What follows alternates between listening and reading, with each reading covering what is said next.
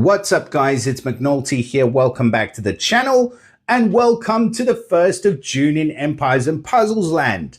So we have a brand new month, loads of events going on. Still this stupid WWE event, which everybody's probably finished by now, is hanging around for the next however many days.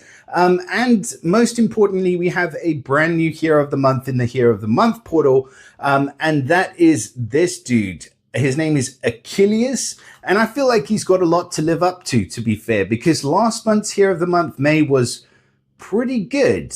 And obviously the first time we've ever seen growth on a Hero of the Month, which is awesome. Only downside for me is that those little carrot minions that she spawns don't do any damage, but they still give mana generation. So she was good, is my point. So yeah, Achillius has a lot to live up to. He is a dark hero. He is of the rogue class, as I can see right away, so that gives him the evade talent. If you go with the master, it's 20% chance to dodge special skill damage, and if the damage was dodged, then he deals 50% damage to the attacker. It's a pretty good defensive skill, but that's about it. And a lot of heroes ignore dodge nowadays, so you're kind of stuck if you do take one of those against him. 2025 Legends family, we have no idea what the bonus is going to be for them yet. And he gets 2 passives. So the first passive we've seen before, and we've seen it on the Lunar New Year hero. So he gets a resistance against negative minion effects. This is the first time we've seen this on a Hero of the Month, so it is a really, really strong passive. This character has innate resistance against incoming negative effects and damage from any minion. So that's can be super strong if you're taking him up against a minion heavy team. So any minions, like for example, you've got the water pipes and Lady of the Lakes of the world that reduce mana generation. They are not, or cut mana, they are not going to work against him. Also minions that reduce mana generation won't work against him. So any negative effect from minions will not work against him just because of his passive, and that passive applies for the entire team for the duration of the battle. Now the big downside, and there's always a downside, isn't there? Like the big downside is, unfortunately, it does not work against any Mega Minion. So Mega Minion effects will still apply and Mega Minion damage will still apply. It's only against regular minions, and Mega Minions are definitely the meta at the moment. So bit of a downer, but still good. Secondary passive, we have health from dead minions. So this character recovers 100 health when a minion owned by them is destroyed. It's kind of encouraging you to put him with minion heroes, but also at the same time, 100 health is pretty much nothing. So I really wouldn't put any value on that passive at all, or, let it sort of force you to take him on a team with other minion summoners. So yeah, no. But this passive is called the resistance against negative minion effects. What do I think of the way he looks? So I'm not a huge fan. I'm going to say it right away. Like, I really don't like the art. I feel like it's one of those kind of lazy daisy ones.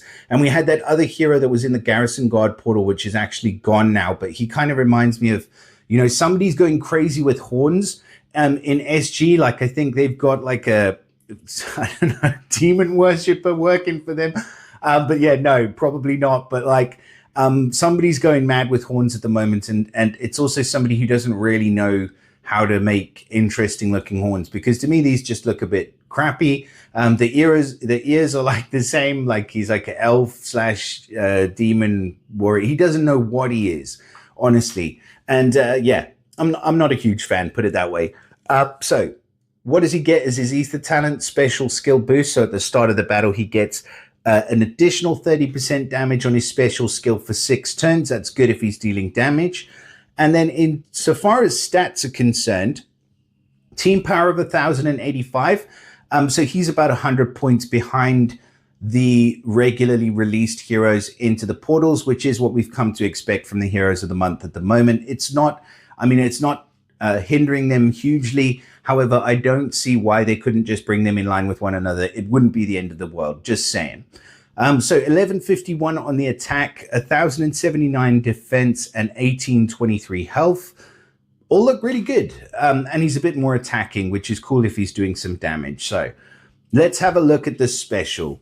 It's called Coiling Whip. You can see he's got his whip out there. He's ready to whip some people into shape.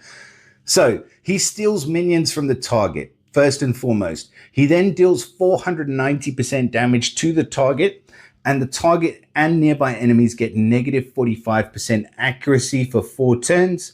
Says chance to miss also applies to offensive special skills. And element link gives all dark allies 30% increased defense against special skills for 4 turns.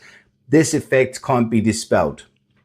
All right, let's have a look at what he's actually doing. So first of all, he is going to steal minions from the target. I kind of think that's pretty good for this guy. I'm going to give him the benefit of the doubt on this one. Because of his passive, the resistance against minion effects, you're more than likely going to be using this guy against teams which are minion heavy and where the minions have very specific negative effects. So with this guy, you can steal minions from the target, and then you're going to be able to take advantage of those negative effects, which is pretty cool. Where I don't like it is that I feel like for him to be strong enough as a hero of the month, he should be stealing from the target and nearby. Somebody like Gef John, I think she steals from the target and nearby.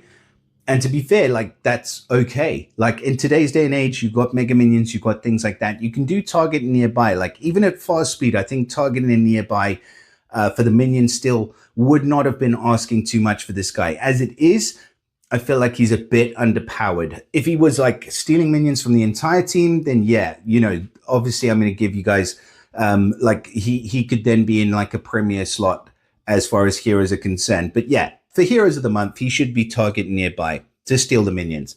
Then the damage comes. 490% damage to the target. At fast speed, I'm going to say it's a good-ish snipe. Like, it's really not that hard.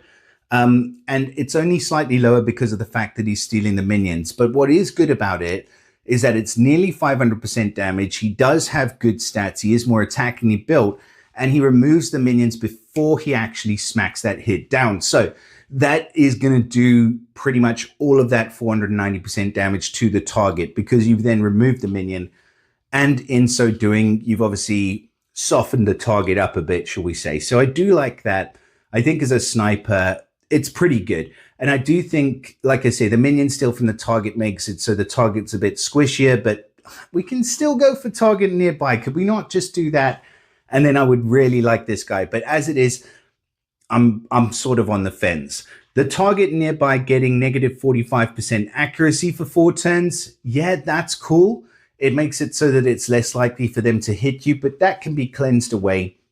So it's really not that great of an effect. Again, I wish that was attached to the minion still and not to giving an element to the target nearby. So yeah, I'm like I said before, I'm on the fence about that skill as well. I do think it's good. I don't think it's suddenly going to make him a great defensive hero, because the problem is there's not that many, you know, you're just not going to take a minion attack team against him, because you know that he's going to disable the minion effects.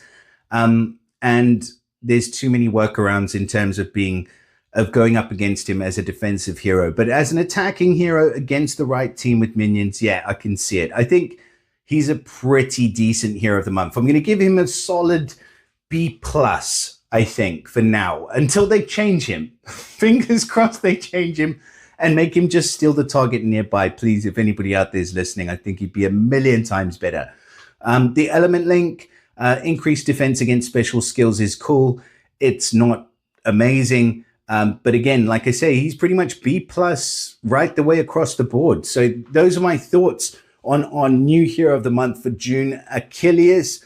Please do let me know in the comments, first of all, whether you're lucky enough to have grabbed this guy. Secondly, what do you guys think of this guy? Where are you going to be using him?